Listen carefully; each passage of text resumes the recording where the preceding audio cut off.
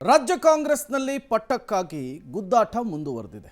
ದಿನಕ್ಕೊಂದು ಬೆಳವಣಿಗೆಗಳು, ಕ್ಷಣಕ್ಕೊಂದು ವಿದ್ಯಮಾನಗಳು ಕೈ ಮನೆಯಲ್ಲಾಗ್ತಾ ಇದೆ.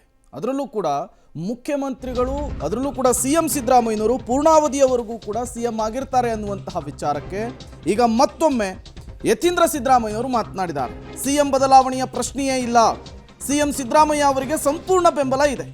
ಹೈಕಮಾಂಡ್ ನಾಯಕರೇ ಹೇಳಿದ್ದಾರೆ ಅಂತ ಹೇಳಿ ಮೈಸೂರಿನಲ್ಲಿ ಎಂಎಲ್ಸಿ ಯತೀಂದ್ರ ಸಿದ್ದರಾಮಯ್ಯನವರು ಹೇಳಿಕೆಯನ್ನು ಕೊಟ್ಟಿರುವಂಥದ್ದು.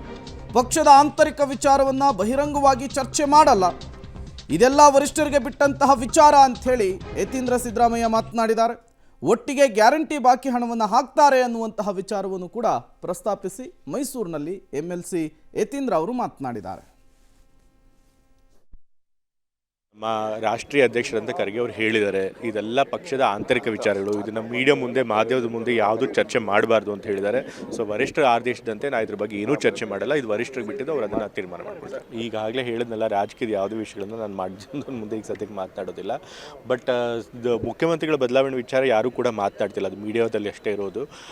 ಮುಖ್ಯಮಂತ್ರಿಗಳು ಸಂಪೂರ್ಣ ಬೆಂಬಲ ಕೊಡ್ತೀವಿ ಅಂತ ಹೇಳಿ ಎಲ್ಲ ಹೈಕಮಾಂಡ್ ನಾಯಕರುಗಳು ಕೂಡ ಹೇಳಿದ್ದಾರೆ. ಅದ್ರ ಬಗ್ಗೆ ಬದಲಾವಣೆ ಮಾಡೋ ಯಾವುದೇ ಪ್ರಶ್ನೆ ಇಲ್ಲ ಅಂತಲೂ ಕೂಡ ಹೇಳಿದ್ದಾರೆ. ಸೊ ಹಾಗಾಗಿ ಅದಕ್ಕೆ ವಿರಾಮ ಹಾಕಬೇಕು. ನಮ್ಮ ರಾಷ್ಟ್ರೀಯ ಅಧ್ಯಕ್ಷರಂತ ಖರ್ಗೆ ಅವರು ಹೇಳಿದ್ದಾರೆ, ಇದೆಲ್ಲ ಪಕ್ಷದ ಆಂತರಿಕ ವಿಚಾರಗಳು, ಇದನ್ನು ಮೀಡಿಯಾ ಮುಂದೆ, ಮಾಧ್ಯಮ. ಇದು ಎಂಎಲ್ಸಿ ಯತೀಂದ್ರ ಸಿದ್ದರಾಮಯ್ಯನವರ ಮಾತು.